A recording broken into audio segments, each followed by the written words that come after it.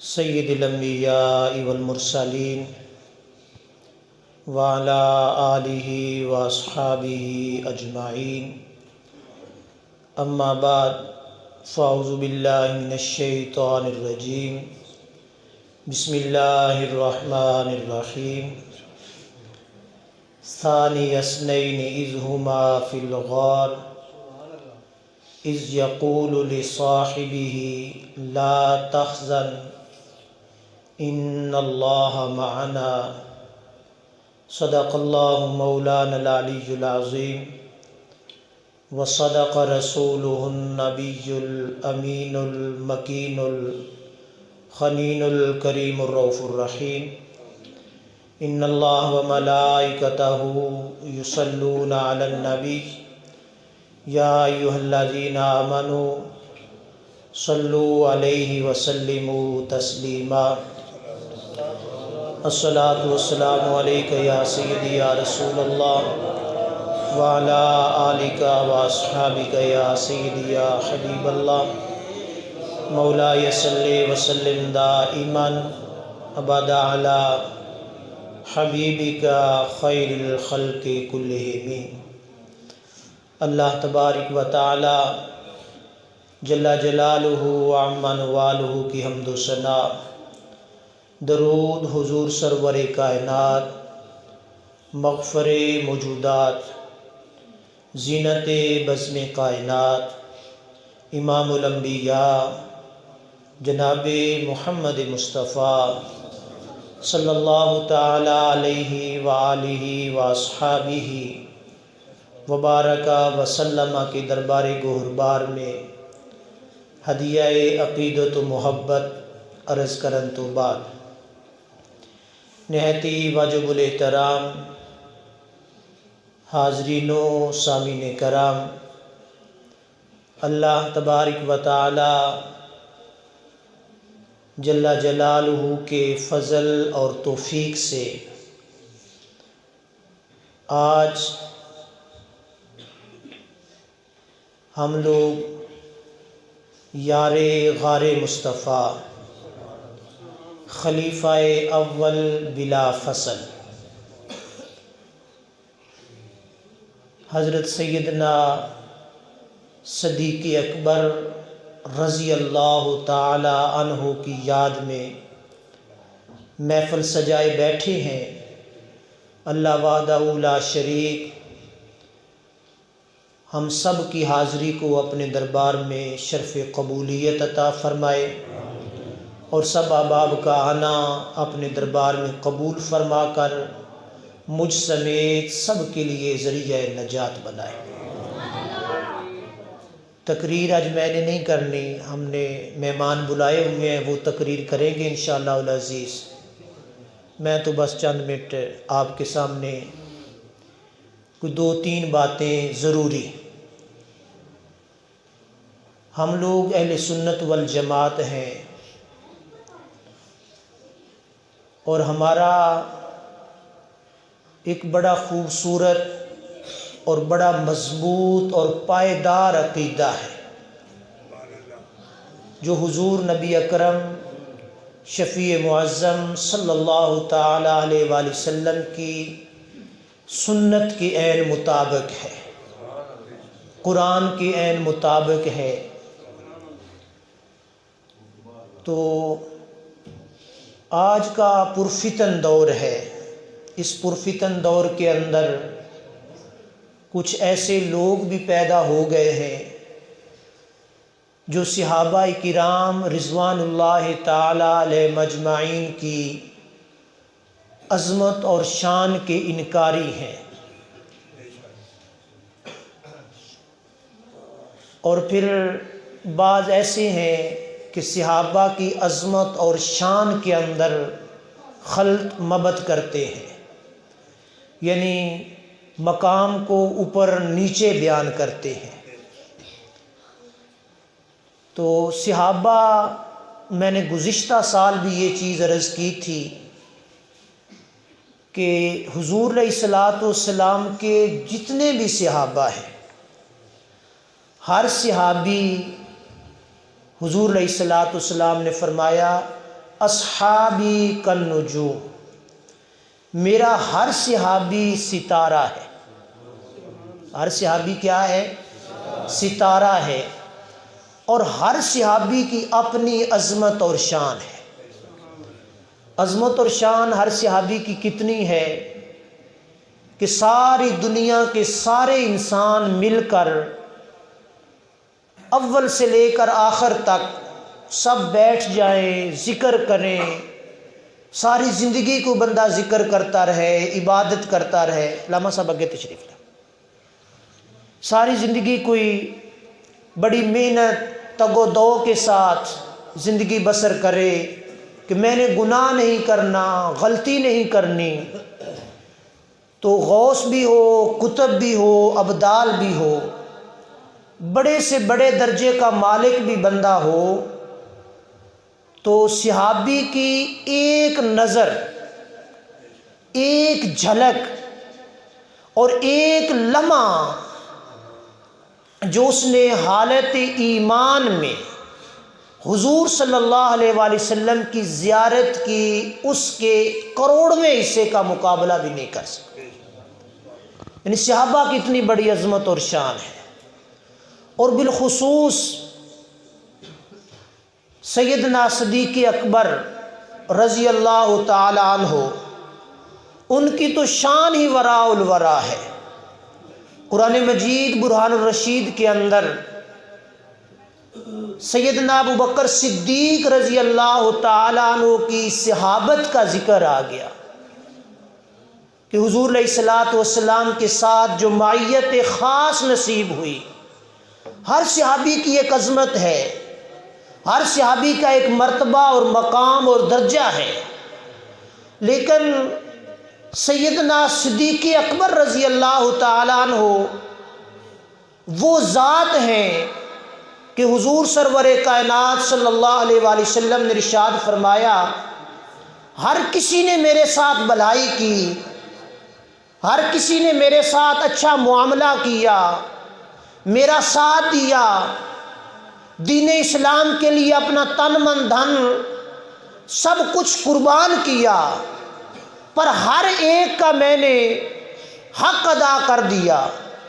صدیق اکبر رضی اللہ تعالی عنہ وہ عظیم المرتبت ہستی ہیں، وہ عظیم عظمت اور شان کی مالک ہستی ہیں کہ حضور علیہ الصلوۃ والسلام نے فرمایا صدیق اکبر وہ ہیں کہ جن کا اجر اللہ وحدہ لا شریک ان کو قیامت کے دن عطا فرمائے گا۔ اور وَلَا سَوْفَ يَرْضَىٰ کے لفظ اللہ پاک نے قرآن مجید برہان الرشید میں بیان فرمایا کہ صدیق وہ ذات ہے جس کو میں رب راضی کروں گا۔ تو یہ سیدنا صدیق اکبر رضی اللہ تعالیٰ عنہ کی شان اور عظمت ہے۔ حضرت سیدنا امام جعفر الصادق رضی اللہ تعالی عنہ، ان کے پاس ایک بندہ آ گیا، اس نے آ کر سوال کیا کہ حضرت علی المرتضیٰ رضی اللہ تعالی عنہ کی بڑی شان ہے، بڑی عظمت کے مالک ہیں، تو امام جعفر الصادق رضی اللہ تعالی عنہ خاندان نبوت مصطفیٰ صلی اللہ تعالی علیہ وآلہ وسلم کے چشم و چراغ تھے۔ ان کی دور اندیشی اس شخص کو پہچان گئی کہ یہ کہنا کیا چاہتا ہے۔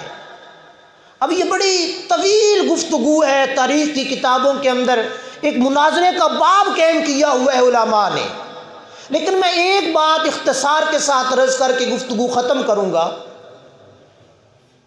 کہ سیدنا علی المرتضیٰ رضی اللہ تعالیٰ عنہ کی بڑی شان ہے۔ اس شخص نے عرض کیا تو آپ نے فرمایا بے شک بڑی شان ہے، بڑی عظمت کے مالک ہیں سیدنا صدیق اکبر علی المرتضیٰ رضی اللہ تعالیٰ عنہ۔ تو فرمایا تو کس بنیاد پر کہہ رہا ہے کہ علی المرتضیٰ کی بڑی شان ہے؟ شان تو میرے نبی کے سارے صحابہ کی بڑی ہے۔ تو اس شخص نے عرض کیا ہجرت کی رات جب حضور نبی اکرم شفیع معظم صلی اللہ تعالی علیہ وآلہ وسلم ہجرت کے لیے تشریف لے گئے تو حضرت علی المرتضیٰ رضی اللہ تعالیٰ عنہ کو بلایا اور بلا کر فرمایا علی میرے بستر پہ سو جا، صبح اٹھنا، لوگوں کی امانتیں واپس کرنا، پھر واپس آنا۔ تو اس شخص نے کہا کہ بڑی شان ہے، دشمنوں کا گھیرا ہے ارد گرد، ہر طرف دشمن تلواریں ننگی لے کر کھڑے ہوئے ہیں۔ حضرت علی المرتضیٰ رضی اللہ تعالی عنہ وہ عظیم ہستی ہیں جو اس بستر پر جہاں بظاہر غم بھی تھا، خوف بھی تھا، پریشانی بھی تھی، دشمنوں کا پہرا بھی تھا، تو اس نے عرض کیا حضرت علی المرتضیٰ بے خوف و خطر اس بستر پر سو گئے، تو یہ علی المرتضیٰ کی بڑی شان ہے۔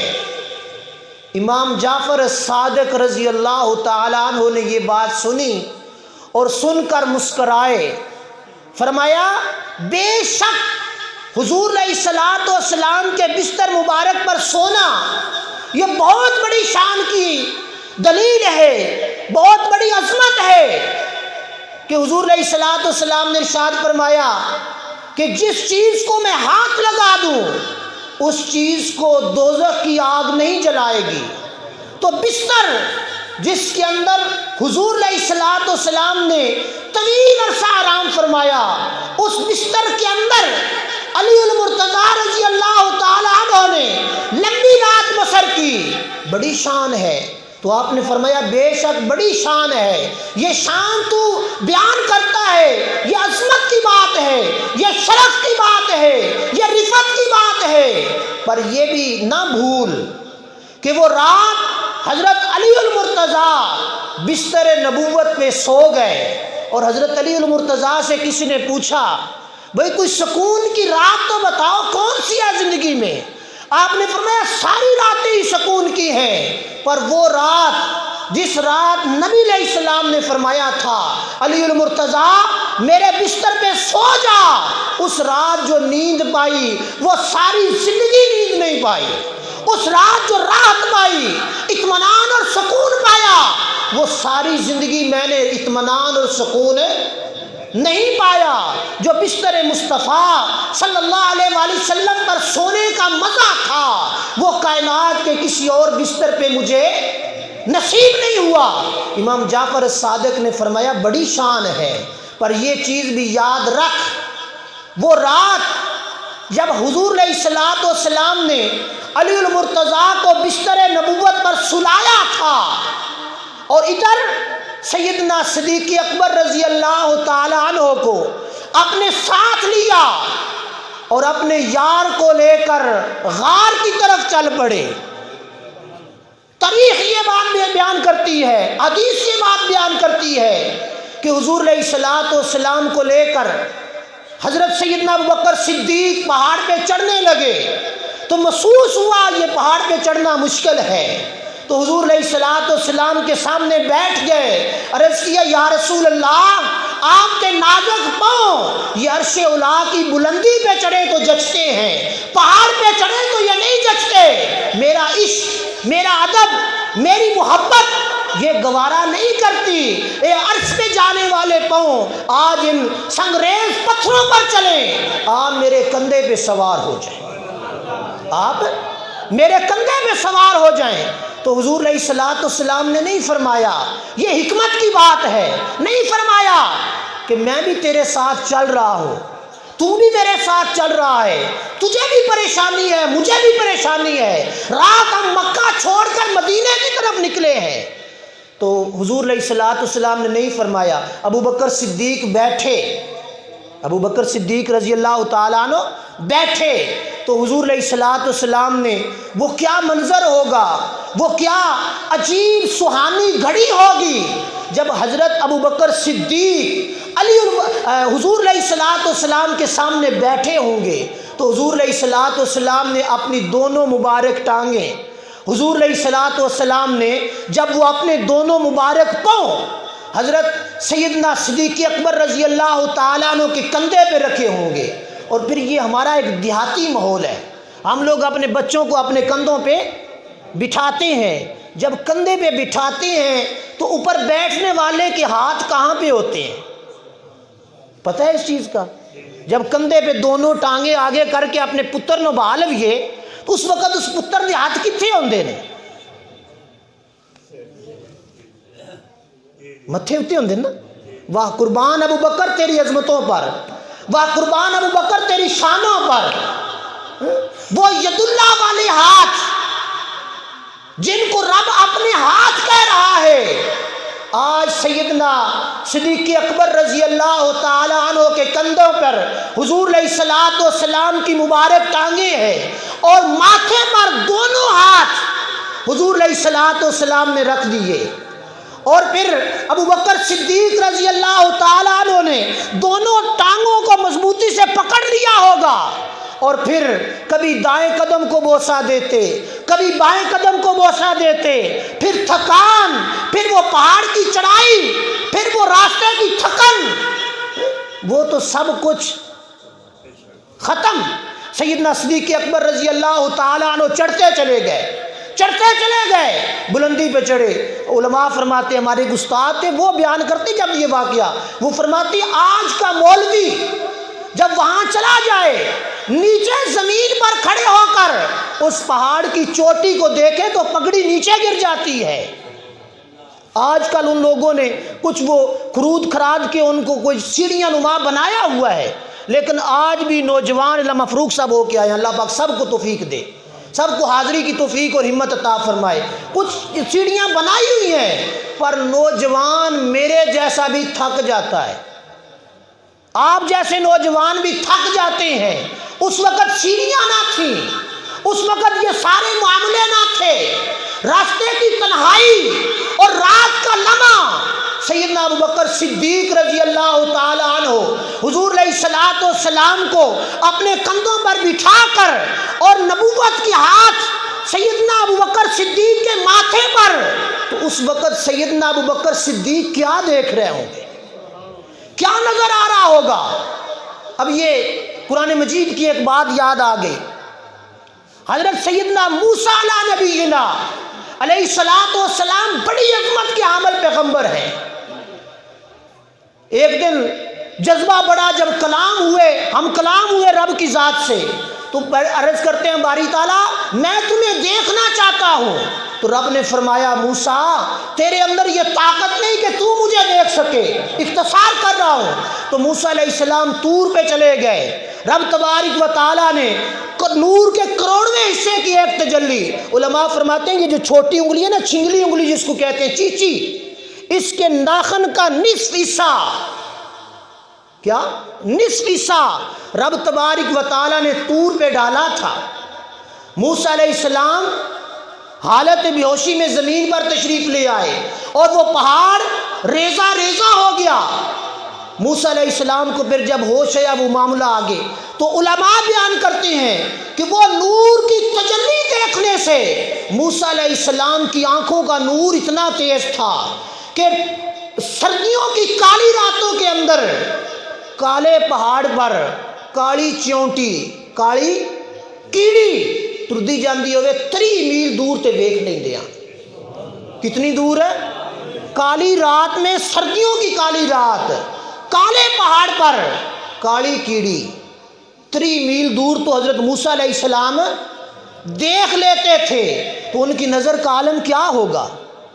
تو حضور علیہ الصلوۃ والسلام کی ذات تو وہ ذات ہے، حضور علیہ الصلوۃ والسلام کے وہ ید اللہ والے ہاتھ ہیں، تو حضور علیہ الصلوۃ والسلام نے تو براہ راست ثم دنا فتدلی فکان قاب قوسین او ادنی فاوحی الی عبدہ ما اوحی کی قربت کو پایا ہے۔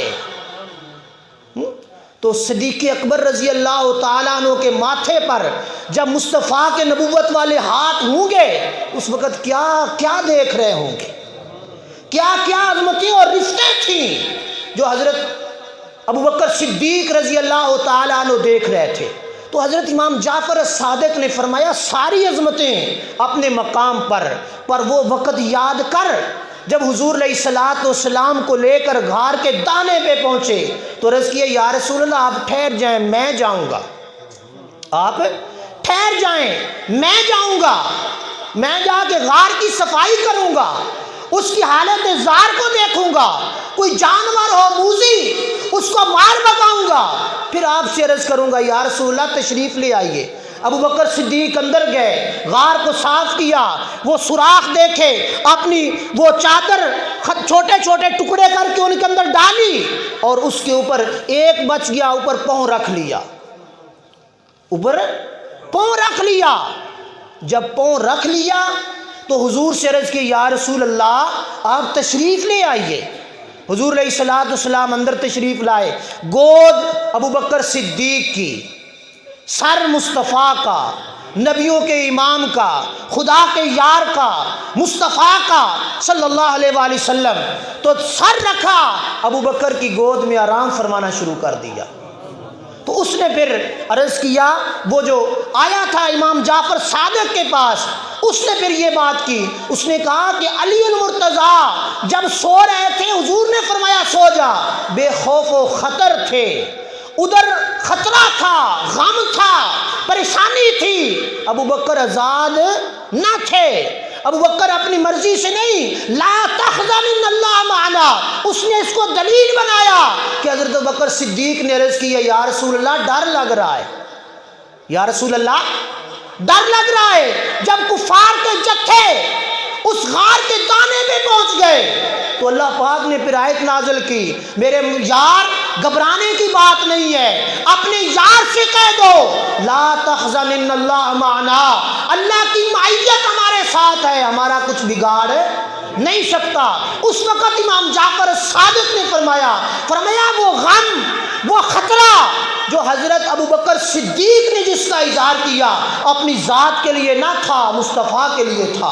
اگر اپنی ذات کے لیے خطرہ ہوتا تو پہلے اندر نہ جاتے، سوراخوں کو بند کر کے اس کے اوپر اپنی ایڑی نہ رکھتے، اور اگر غم ہوتا، حزن ہوتا، ملال ہوتا تو 100 مرتبہ تاریخ دانوں نے لکھا ہے اس سانپ نے حضرت ابو بکر صدیق کی وہ ایڑی پہ ڈس لیا تھا، پر ابو بکر صدیق ٹس سے مس نہ ہوئے۔